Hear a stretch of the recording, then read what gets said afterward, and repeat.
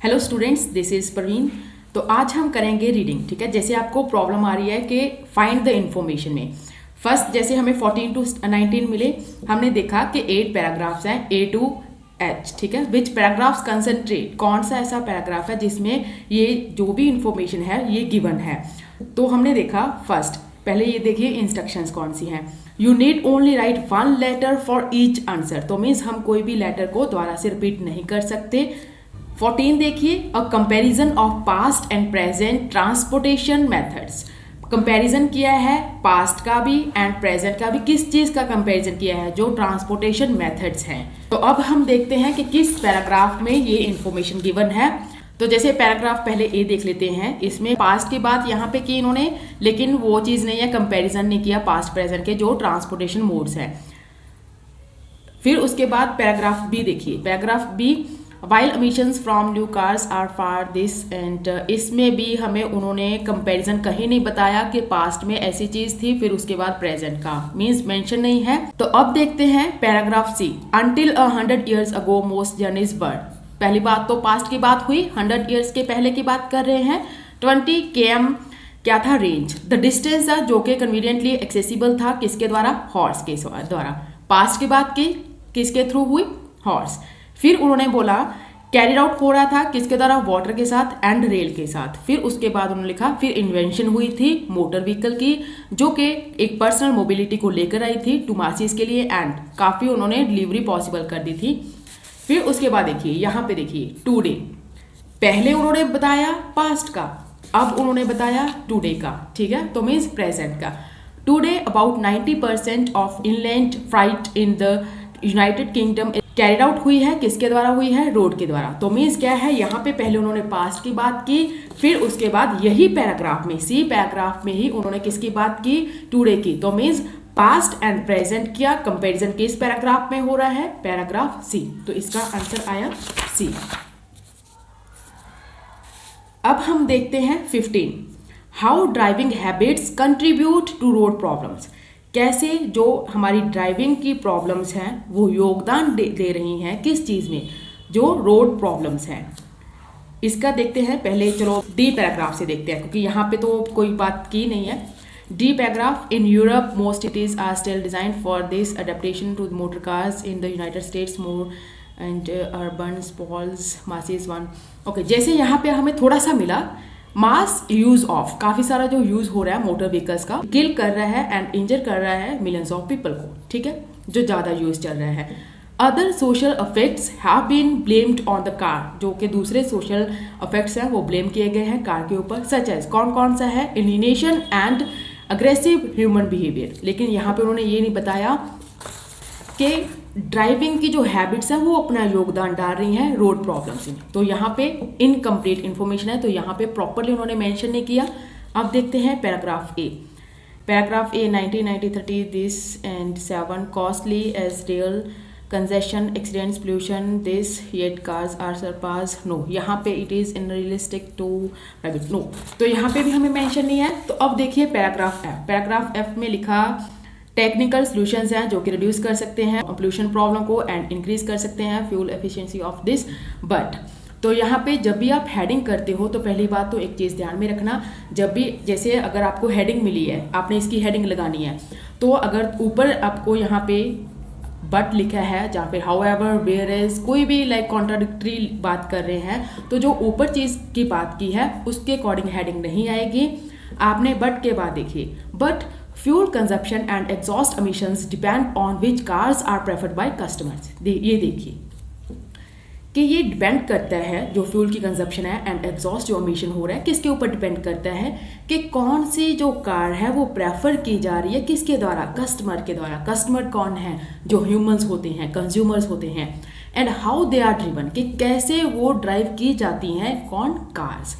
Many people buy larger cars, ये क्या है? ये क्या है? हैबिट है ना हमारी, ये ह्यूमन नेचर है। इन्होंने बोला कि काफ़ी सारे जो लोग हैं वो बाइक करते हैं लार्जर कार्स को, then they need for daily purposes और waste fuel by driving aggressively. तो यहाँ पे हमें मिला, पहले उन्होंने बोला कि जो फ्यूल की कंजप्शन हो रही है, एग्जॉस्ट हो रहा है, एमिशन, वो डिपेंड करता है कि कौन सी कार कंज्यूमर, हमारा जो कस्टमर है वो यूज़ कर रहा है, प्रेफर कर रहा है। फिर उन्होंने लिखा और वो कैसे ड्राइव करता है। फिर लिखा काफ़ी सारे लोग ऐसे हैं जो बड़ी कारों को प्रेफरेंस दे रहे हैं, बाय कर रहे हैं, इतनी उनको ज़रूरत भी नहीं होती, डेली पर्पस के लिए इतनी उनको ज़रूरत भी नहीं होती, और फिर भी वो क्या करते हैं, बड़ी कारों को बाय करते हैं और क्या कर रहे हैं, वेस्ट कर रहे हैं फ्यूल को। कैसे, जो वो ड्राइव करते हैं वो अग्रेसिवली ड्राइव करते हैं। तो यहाँ पे किसकी बात की, ड्राइविंग हैबिट्स की बात की, जो कि किस चीज़ में योगदान दे रहा है, रोड प्रॉब्लम्स में। ठीक है जी। अब देखिए इसका आया एफ। अब देखिए 16, the relative merits, merits means benefits बताए होंगे, फायदे बताए होंगे। The relative merits of cars and public transport, public transport कौन कौन से, बसेस की बात की होगी, ट्रेन्स की बात की होगी। ठीक है, लाइक जो पब्लिक ट्रांसपोर्ट होता है दोनों के मेरिट्स बताए होंगे, कार्स के भी एंड पब्लिक ट्रांसपोर्ट के। इसका देखते हैं, जैसे जी में तो नहीं, जी में उन्होंने कहीं पे नहीं बोला कि प्राइवेट व्हीकल्स का या फिर पब्लिक व्हीकल्स के क्या फ़ायदे हैं।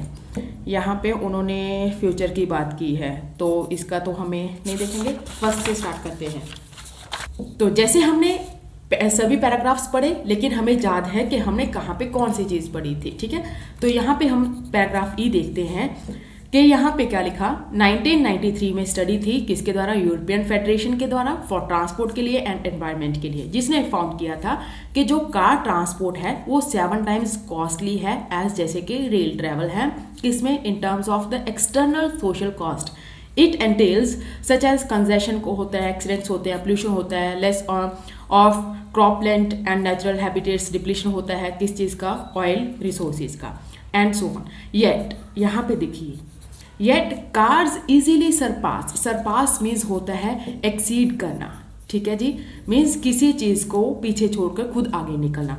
येट जो कार्स हैं वो क्या कर रही हैं, सरपास कर रही हैं ट्रेन्स को और बसेस को। ट्रेन क्या है, पब्लिक ट्रांसपोर्ट है, बसेस क्या है, पब्लिक ट्रांसपोर्ट है। एज अ फ्लेक्सिबल, ये क्या है, पहले तो ये देखिए, ये क्या है, फ्लेक्सिबल है, कन्वीनियंट है, किसका, पर्सनल ट्रांसपोर्ट का। तो ये क्या चीज़ हुई, फायदा बताया ना, कार्स का भी बताया और किस चीज़ का बताया, जो पब्लिक ट्रांसपोर्ट है। पब्लिक कौन सा है, ट्रेन्स हैं, बसेस हैं। ये क्या है, फ्लेक्सिबल है, मीन्स बेनिफिशियल है, मेरिट बताया इसका। सेकंड क्या बताया, कन्वीनियंट है, तो ये भी तो मेरिट बताया ना इस चीज़ का। 16 का आया बेनिफिट्स बताए हैं कार्स के भी एंड पब्लिक ट्रांसपोर्ट का, तो इसका आया ई।